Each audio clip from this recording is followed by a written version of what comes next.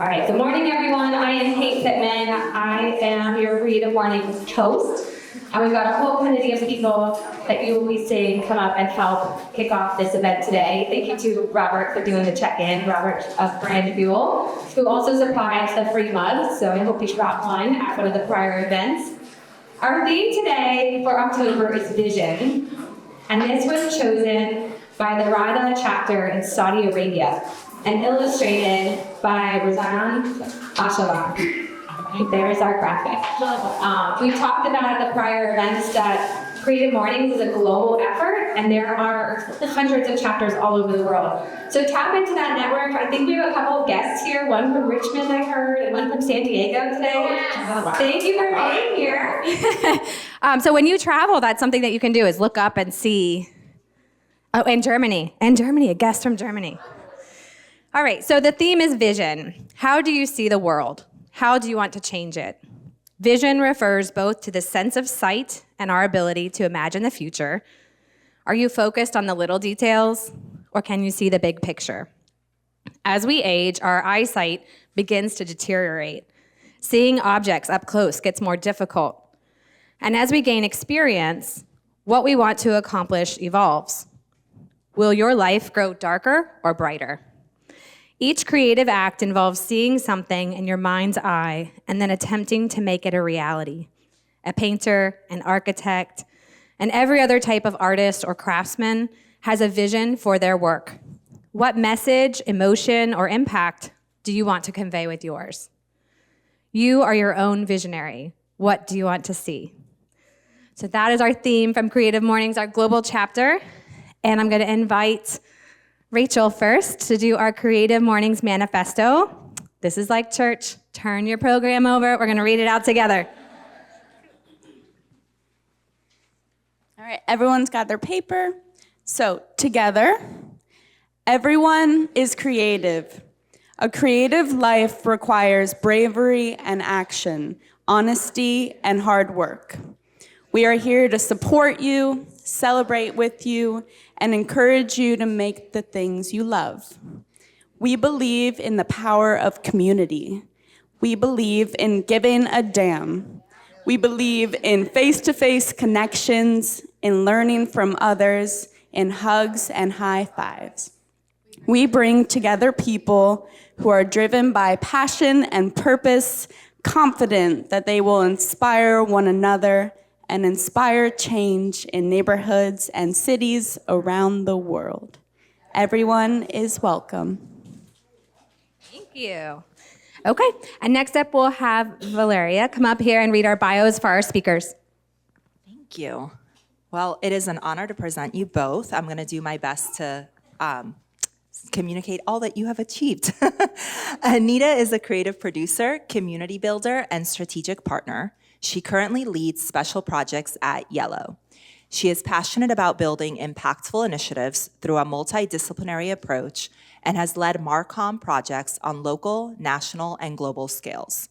With more than 20 years of leadership in brand development and social impact campaigns, Anita has led initiatives and special projects for Gordon Ramsay and Zaha Hadid and spent 7 years honing her craft at Louis Vuitton Europe, Louis Vuitton Americas, and thereafter independently for brands across the LVMH and Kering portfolios, as well as a range of Fortune 500 organizations. Anita is driven by delivering projects that build cultural currency, center and connect communities, and amplify voices and stories. She was born and raised in London and is a graduate of the University of London, Chelsea College of Arts, and Central St. Martin's. Welcome, Anita.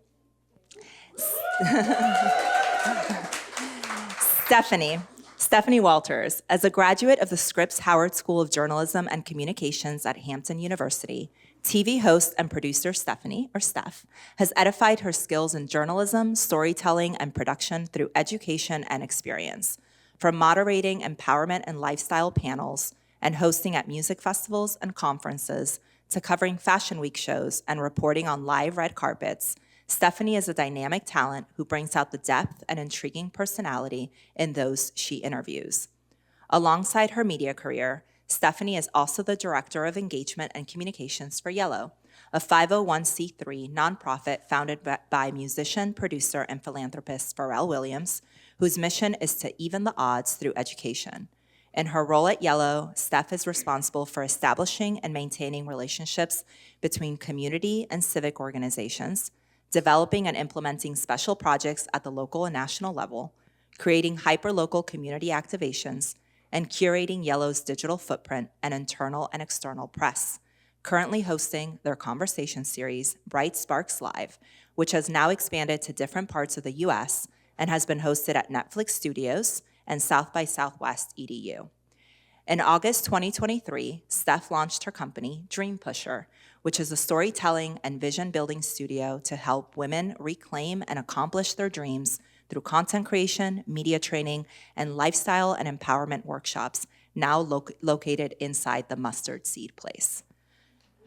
Wow, welcome. All right, ladies, without further ado, I'm going to pass the mic to you all and let you kick it off. It's so weird hearing about yourself. So we are so excited that you all came out this morning to hear us. We're just regular people. Anita and I are like sisters, so we want this to be fun, engaging, excited to have you guys ask questions afterwards. But want to take you just on a little bit of a journey, like how we got here. So Anita, you are a transplant here. But I feel like you know everybody. Who doesn't know Anita? Like, everybody knows Anita in this area. So Anita, can you talk about how you actually got here and how you got started? Hi everyone. Well, thank you also for coming out. It's cold. I'm gonna try not to swear. I'm gonna try and be really good at this. But Steph is a hard act to follow. I moved here from New York 3.5 years ago via London. This wasn't necessarily the place I thought I would move to after spending time in New York. And I actually now am happy to call this place home. It was a hard transition, but I think one of the things, and the theme for today, and the theme and the work that Steph and I do inside of work and projects outside is community, is building that network. And for me, creativity. One of the things that drives me, I think, the most is just, creativity as an act of love and sharing that and kind of bringing people along the way. And I think for me, the premise of just this conversation and moving forward as I live here and continuing to build with community is, art is the highest form of hope. Gerhard Richter said that. It's a quote that, I think stands the test of time through everything we do. I think everybody's a creator. I don't necessarily think that, sorry, I'm rambling. I think that building community is amazing and building it with creativity as we look to the future is an incredible thing to do together. That's kind of how I got here. Anita's able to pull out these beautiful textbook quotes, and I'm like, where did you learn that? Yes, I'm from here-ish. I grew up right outside the Richmond area, if you're familiar with Chesterfield County. Okay, yes. So that's where I grew up. My dad was military, and I actually was a military child and never moved. So that was lovely. But both of my parents are from here. And so I ended up coming here to go to college at Hampton University and just stayed here. And so right after school, I knew since the age of 7, this is what I wanted to do. I'm an only child. I was setting up my stuffed animals and my dolls, talked to them like I had my own talk show. You could not tell me anything. And this is the era where it was the MTV VJs were the thing. That's what everybody wanted to do before social media. I don't know if there's anybody in here who's under 25, but we didn't have social media. We had AOL dial-up. And I told my parents, I said, hey, I want to go to school for this. And they were like, I don't know. I was like, please just trust me, this is what I want to do. And so they actually just believed in me and let me go. And so after school, I graduated in 2008 from Hampton, and I immediately went into working in news. I know I didn't want to work in news, but like your entry-level job's production assistant. I'm like, okay, this is what we're gonna do. But that was the same year the market crashed. That was 2008.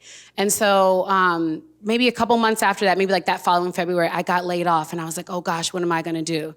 So everybody in my family works in education, and so the backup plan was like, man, I gotta be a substitute teacher.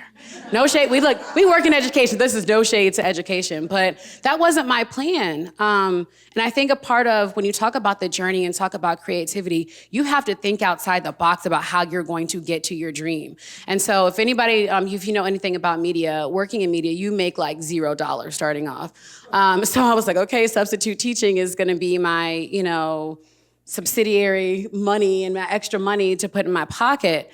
And so I never forget what really drove me to this point now is while I was being a substitute teacher, I was also working at Cox Communications. I said, hey, I just wanna I wanna come and just learn and be a part of your team for a show. They're like, do you know how to produce? I was like, yeah, I did not know. But a part of me getting to where I was, I say yes to things and I figure it out, right? And so, it's like really, I don't call it fake it till you make it. We're like faithing it until you make it, because you're not faking. It's like, I know I can do this, but I'm gonna just pray my way through it. And so I applied for this contest. If you guys have been here for a long time, you heard of the Face the Fox contest. Anybody heard about that? It was like Wavy TV 10. It's about 10 years ago. And I applied for the contest and I was like, ooh, I'm gonna win. Like, I just know I'm gonna win. Like, hundreds of people applied. I made it to like the top 20, made it to the top 10, made it to top 6, and then I lost. And it's a contest where people have to vote. And when I mean to tell you, I was devastated, because I just knew this was my plan. I'm like, I'm the best, I got this. Because you have to act like you're the best to be able to receive. And so I'll never forget when I lost, I was devastated. But I said, you know what, this can either be a pivotal moment for me. I'm gonna sulk in it and give up, or I'm gonna fuel my own power. And so what I ended up doing from there, I created my own TV show. I was able to get it onto different public access stations around the country, like in California, in Georgia, in New York. And from there, the executive producer saw what I was still doing from the Hampton Roads show. So then she invited me to come on to start doing lifestyle segments and to start now co-hosting. So what I thought was the end for me at 23 was really just the beginning of this journey. And I say that to say is that sometimes what we think is in our own eyes of this vision of where we see ourselves, but then you get to this moment of ooh, what am I gonna do? That downfall is going to be what's gonna drive you to your next journey. And because of that, I am connected with Yellow, because while working in the school division, the good old education, I met Dr. Williams, who is Pharrell's mom. She saw me at an event. She's like, hey, I wanna connect with you. Long story short, we stayed connected throughout the years. I started doing curriculum for them and then came on full time. We were previously known as From One Hand to Another at the time, which is how we met Kate. We were doing summer camps around the country, and how Anita and I met. And then we end up growing. And so what you think is this pivot will put you right in the moment at the right time. And so for you, Anita, you were on this incredible reality show called The Real Housewives of Connecticut. Can you tell us about this reality show? That's terrible. It's the great reality show. And this gets recorded, too. It's okay, you don't work there anymore. I don't. Well, I think the redirection and pivots is really important. And I also think that's also part of the creative process anyway. So when I was in London, I left art school, had no idea what I wanted to do, knew I wanted to be in a creative field. My parents were away. They said, by the time we get back, you need to have a job. There was no internet then. So I went through the Yellow Pages. The Yellow Pages? Yes. You had Yellow Pages in London? Yes. Okay. Went through the Yellow Pages, got all the way to W. There was an art studio called Wherefore Art in Primrose Hill. Small studio, but led by two titans of the music industry at the time. David Costa and Gerard Mankiewicz, an incredible photographer who, if you look at all of the old Jimi Hendrix archives, Rolling Stones, Eric Clapton, he took probably 80% of all of those pictures as they toured. Showed my portfolio, got the job. My main focus at art school was screen print, design, a little bit of filmmaking. Got that job, loved it, was kind of crossed the gamut of all disciplines in kind of making in print and photography. Then after that, figured out not necessarily my pathway, loved food, restaurants were opening up, the dining scene in London was growing, applied to an advert in a newspaper again. Got a job with Gordon Ramsay, started taking people's coats in restaurants, kind of moved around within that industry, or with him specifically, and ended up producing an events. Worked on some Hell's Kitchen segments. And then I think, you either kind of make the realization that hospitality is for you or not. I love the creative part of hospitality. Didn't love getting shouted at every day. But took away a lot. And actually, I think as I progressed, the through line of everything that I do today are things that I've learned from some of the best people who were the, I guess, I consider industry leaders. So looking for a job, a friend was like, oh, there's this architecture firm. Don't know if you're gonna like it, but you worked with Gordon. I think you could work here. Ended up working for Zaha Hadid Architects. Sadly, Zaha passed, but an incredible woman, formidable, I could wax lyrical about her. Loved my time with her, worked on a project for Chanel, which was a mobile art pavilion, which traveled around the world. Sadly, during the 2008 crash, it got decommissioned. It was last installed in Central Park in New York. Happy to share links because I think it was such a beautiful intersection of what creativity is in terms of music, fashion, architecture, art. And I think that's really what seeded and kind of compelled me to move into, or stand in, I think, realizing what my skill set is and standing in it. So I know that my skill set is working with people who have strong personalities. And navigating that. So She is also a strong personality. I work with her every day. that's where some of my best language comes from. So that project got decommissioned. Whilst I continued to do, ad hoc projects for Zaha across the years, a friend recommended me to a job which was at LV in London, Louis Vuitton, for the president and CEO at the time for UK and Scandinavia, another formidable woman who pretty much, if you look at all the global CEOs in fashion at that time, it was a male-dominated industry. It still is. Incredible woman, learned so much from her. She gave me the opportunity to kind of really hone in on what my skill set was or is, which is creating spaces, and creating spaces, whether now it's for community, whether it's, a dinner, lost the ability to speak. Anyway, she also gave me the opportunity to move to New York, which is what I did. The realization that moving from somewhere like Louis Vuitton Europe to Louis Vuitton America is a huge cultural change.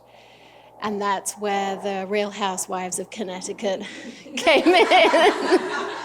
Because obviously it's not a real program, but if you walked into the Marcom department there, I very much did not blend in. And actually I'm proud of that. I'm proud that, when you stand in your creativity, you stand in your belief,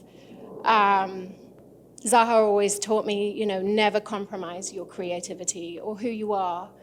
And it was probably one of the toughest experiences I've had. I'm glad I went through it. I worked there for 3 years. But because I'm really good at navigating tough personalities, the Real Housewives of Connecticut was a breeze. And I also have to say that LV America now is a very different place. The culture is different. It's a place where you would want to, it's a place where they include everyone. 2014, 2015 was a different story. So after that, I then kind of jumped around, set up my own company, a creative agency where I produced. And that kind of led me to Virginia Beach by chance. I met somebody at a dinner who said, oh, you should, really look into kind of moving into more of your passion, which is philanthropy and creativity and community. That's how I got connected with Farrell's agency, I Am Other, worked with them, met Stephanie through the work that they did From One Hand to Another. 2020, the pandemic hit. I left New York, moved here. Now I have a lovely house, which has been under construction forever. If anybody knows a good drywaller and a good electrician, please let me know. Amazing. Okay. And now I'm here, and I'm so glad to be here. That was a roundabout way of telling you about my reality. I don't even know how much time we have. No, I think we're just going. Well, I think the one thing that you mentioned is that when you started, it was like you were hanging up coats. And I think when you're in this creative space, like when you're so passionate about what you want to do, like you're willing to do anything with integrity. Anything, sometimes not. Well, I haven't, but I don't know about you. You're willing to do anything to get to where you are. But what we always talk about, Anita and I, is like this power of community, and not community in the sense of like, oh yeah, we're a family, we're a community, but really like supporting your people and advocating for people. Like I work on projects sometimes. So I know most of you guys know us from Yellow, but Anita and I have like lives outside of that, surprisingly, where we work on separate events for different companies, different agencies, different organizations. And we're always like speaking each other's name in these spaces. So if it's like, hey, oh, we might need an event producer, I'm like, ooh, I know somebody. Now, sometimes the people that we work with, like, their budgets might not match our ability. So you might have to be like, can you do this as a hookup, as a friend? The barter system. But it's the power of like utilizing the networks that you're in to really engage with people, because you never know that one opportunity that you, and I'm not gonna say you're giving opportunity for somebody, this person is qualified, so you were just pushing them in the door. The power of that can change their lives, especially in this field. This area, we always talk about how this area is so unique. Like you came from New York. New York, I mean, something creative is happening every hour on the hour, a dime a dozen every day. Here, like we really have to make something. Like this whole CreativeMornings is like incredible. And the fact that there's people probably on the other side of the water who don't even know about this because this is not that kind of area, but the fact that you all are making that this kind of area is so empowering. And so I think here we have to work so much harder, but we have to work together. And we also share a lot about the diversity and creativity. Anita, obviously, we're both women, if you can't tell. But working in the creative space, there's so many things that you have to be cognizant about. And I love the fact that most of this room is women. So shout out to y'all, yay. Shout out to all the women, because y'all know we really run stuff. But the fact that, the fact that you have to work like 10 times harder to make sure things get done, to make sure the men hear you. And then both of us are women of color. And so when you add that on top of that, there's another layer of, wow, I have to be super excellent at that. So when you think about navigating different rooms, like, it's challenging, and those are some of the challenges that we face, have to really advocate for ourselves. Like, no, I am qualified to do this. No, I do belong here. It's challenging. And what are some of the challenges that you've faced in the industry, Anita? a lot. But I also wanted to circle back to this conversation was happening off the back of what last weekend was going to be something in the water. But as we talk about community and building it, last weekend in Virginia Beach was incredible. We had the Pulse Festivals, a shout out to BJ Griffin, Raisa, Gabe, all the people involved with that.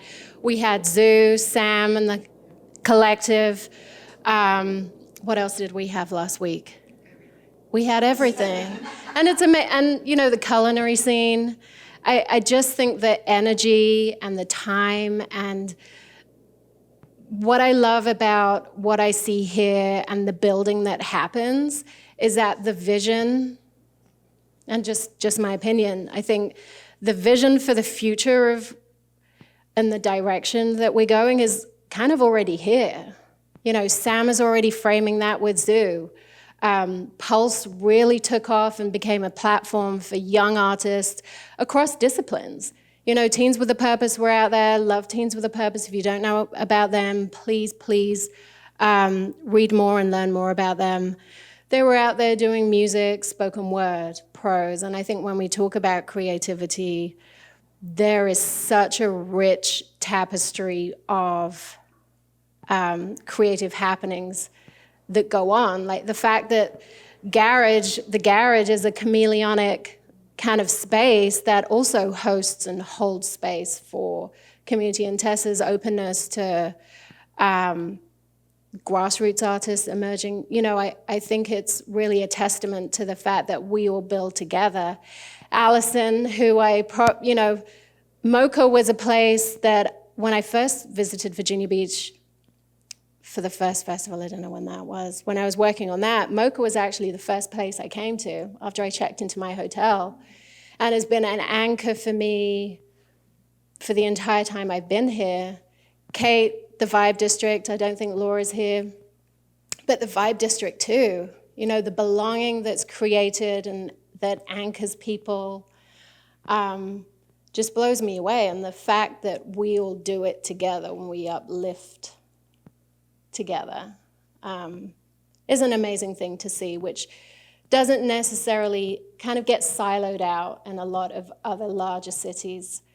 So I love that kind of living, breathing energy that the creators are kind of pouring into the community, and I think is received really well by most of the community. Yeah, I think another thing too about just being a creative, like obviously we all experience like that brain drain, the dump. It's like, I can't be creative all the time. Like I need a break, I'm tired. But when you talk about that sense of belonging and building, I think the thing that Anita and I probably have in common a lot is like that we haven't been afraid to speak our minds, but also, she's really not. So wait, real quick, Anita and I we probably work the closest together, and we're both Pisces, but she's a February Pisces and I'm a March Pisces, and I don't know if you know anything about Zodiac, there's a difference. And so. That's a whole other. I know, but I'm saying it is, I say that because she and I work in the same similar field. She's like, how we best describe it, she's like back of house, I'm front of house. Like she's behind the scenes, I'm like forward facing. And so we have to work very closely together, and she is very opinionated about certain things, and I'm very opinionated about certain things. I'm like, I like glitter and confetti. She's like, no, everything needs to be neutral.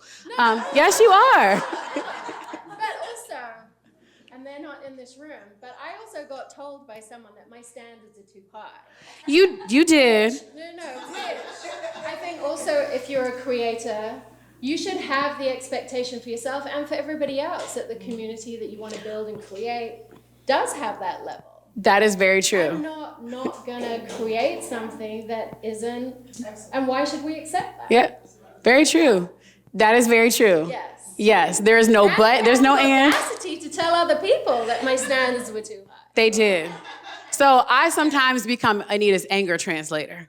So sometimes how she'll want to say something. I'm like, Anita, we can't say it like that. So we'll have to tailor it. But also, I say all that to say, knowing the people that you work with and knowing their strengths. And there's sometimes I'm like, Anita, I want to do this. She's like, okay, Stephanie, come back to reality a little bit. This is how this actually has to practically happen. And when you work alongside people who dream so big and have so many ideas, it can be hard to bring that thing back down to reality. But to know that people will advocate for you, to know that people will open doors for you is so powerful. I see a lot of familiar faces who have been to our Bright Sparks before.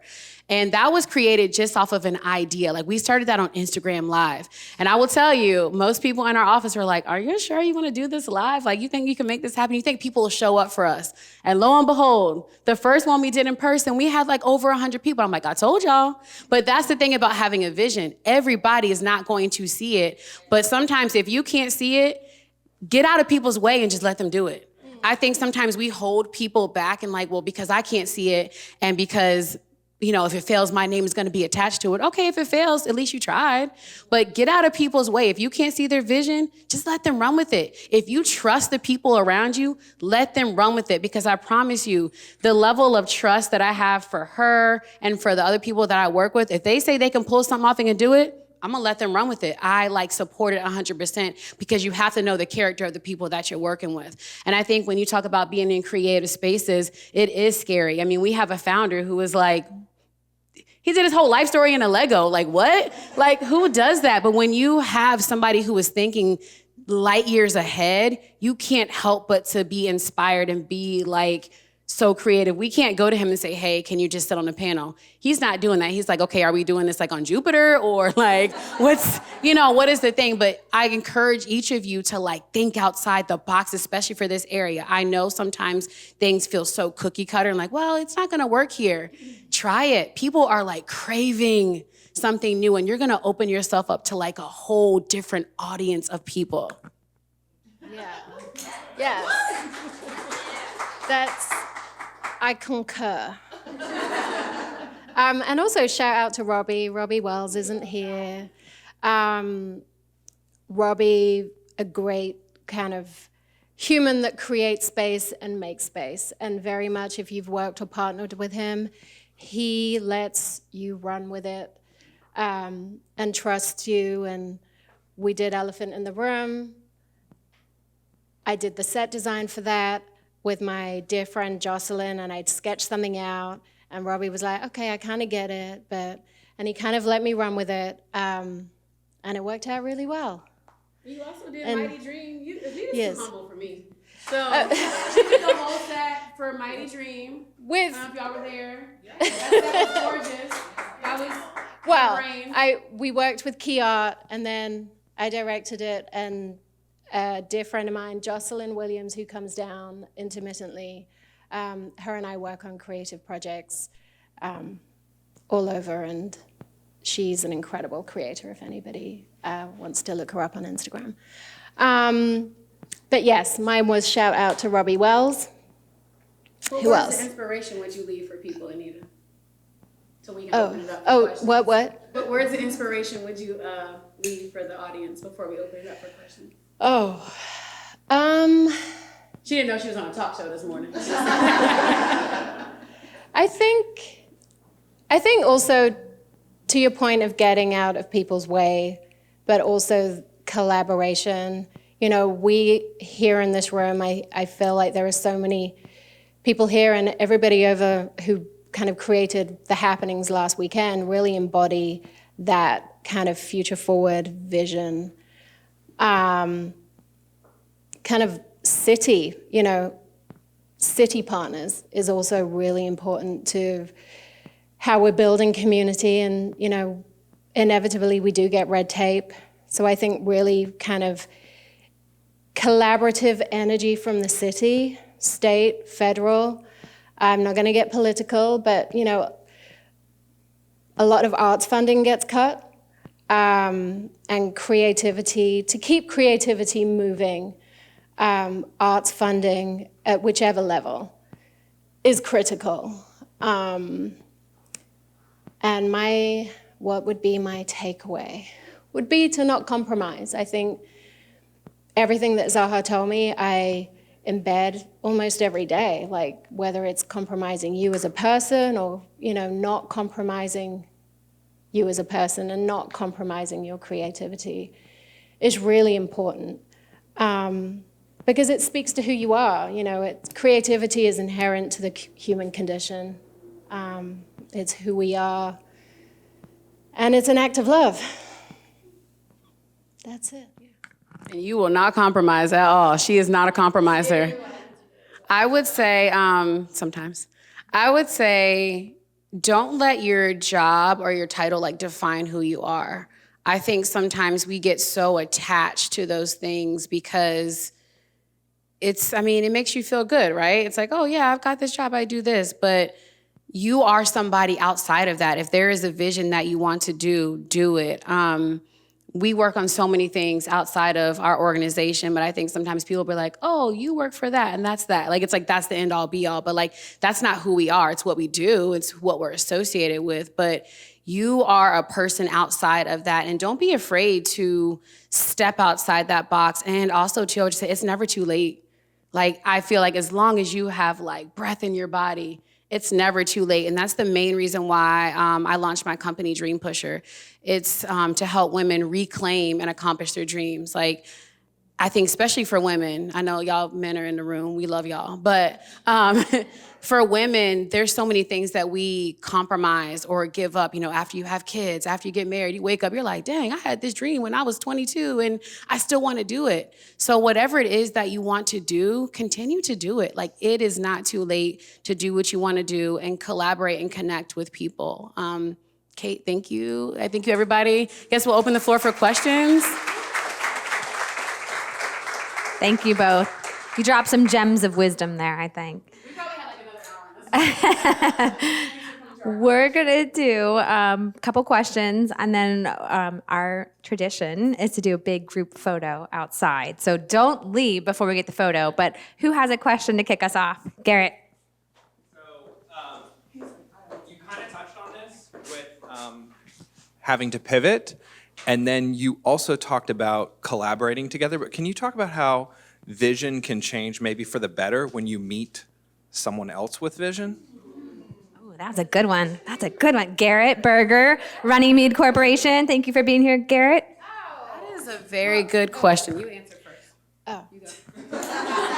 Well, no, and we talk about that a lot, diversity of thought and plurality, because we all live, work, and play here, and I think that's super important because you can't create in a silo. That didn't really answer your question, Garrett. I'll hand it over to Steph. You can't create in a silo, golden. I think your vision can change when you connect with other people if it's in alignment with what you're supposed to be doing. Because sometimes people will come into your life and they're like, oh, I have this great idea, but it's their thing. And they just want you attached to it because whether of who you're associated with or who you are, what you can bring to the table. I would say, I think you have to interrogate that first before you align with somebody else's vision or help it change yours, because I'm all about things being harmonious. And I'm a very big believer that whoever you believe in, I'm in God, he doesn't operate in confusion. So if there's something that's coming into your life and it feels confusing and your vision feels a little shaky and it's really eating at your soul, this isn't what I had in mind, then I would hold off. But I also think there are incredible people like Anita who comes into your life and makes you see things just differently from a strategic place or from a, bigger place. So I think it's okay for it to change, but I think if it's your vision, I think you have to really resonate with that and sit on it a bit before you let it change your vision. I hope that kind of answered your question, because I think it can get confusing and then it, blows up and then now it becomes somebody else's and not even yours anymore. So I think just take it slow. It's like dating, ease in, dip the toe in. And to that point, just, I think a good example of just vision, Atlantic Park, I know Alex here, Hanbury. I think Atlantic Park was born from an incredible vision that is changing the social, cultural landscape of Virginia Beach. And I'm sure that had lots of interesting conversations and pivots, Alec. But to that point of, pivots and I don't know. I think you're on point there, because I think there are once-in-a-lifetime projects that are coming up that are changing things for our city and this literally the streetscape, the landscape, the culture, and we're at a pivotal moment with that. So 2025. Next question. Yes. Hey, good morning. Thank you so much for sharing from your authentic experiences and kind of bringing yourselves to this. A question I had is, in those in-between moments in your career, can you talk about like what actions or practices you put in place that allowed you to transition through those spaces, whether it was, easy or rough? Like, I think hindsight is 20/20, but would love to hear kind of what practices you all put into place to get from point A to point B. Any rituals, right? I think belief is a good one. Oh, you had something to say. When you I think- talk first, please. 'Cause you all, go ahead. I think belief in yourself, 2014 to 2015 was a huge pivot for me in my life, and also became full circle in many ways. But for me, it was the constant belief, and also kind of rebuilding community after you thought that you were going to be in a job for, the next 10 years. And going out there and meeting people. And the fact that, I don't know if many of you had the time to talk to Aledrian this morning, she popped over from San Diego to visit family, has only been here not very long, 2 weeks, already has a thank you gallery hat, has already been going around. And I think just doing this, being part of a community that isn't afraid to connect you to other people, that's how I got through one of the biggest changes in my life. Yeah. I think for me, when you've been called to do something, it will not let you down. And I believed in myself more than all the no's that I was getting. That level of self-worth, you will get down to the last drop of it. But if you really believe this is what you're supposed to be doing, it's the matter of one little opportunity coming up at the last straw when you're I'm ready to give. There's so many times I've been ready to give up, and then somebody will call hey, can you host this? Oh, hey, you want to be on this show? I'm okay. I see you, I see you moving, but also get some people around you who inspire you, and who will pour into you and who are not in competition with you. It is so important to be surrounded by good people. And whether that is a good group of girlfriends, whether that's family, get you some good people who will be there to lift you up, but also be there to cheer you on and pour into you when you need it the most. I would say my biggest thing has been the people around me. Beautiful. Okay, I know there's more questions, but it's 9:45, so I want to be respectful of everyone's time. We're gonna pop open the garage door and go out for a group photo, so please join us for that group photo, and then you still have time to ask questions in person. Thank you.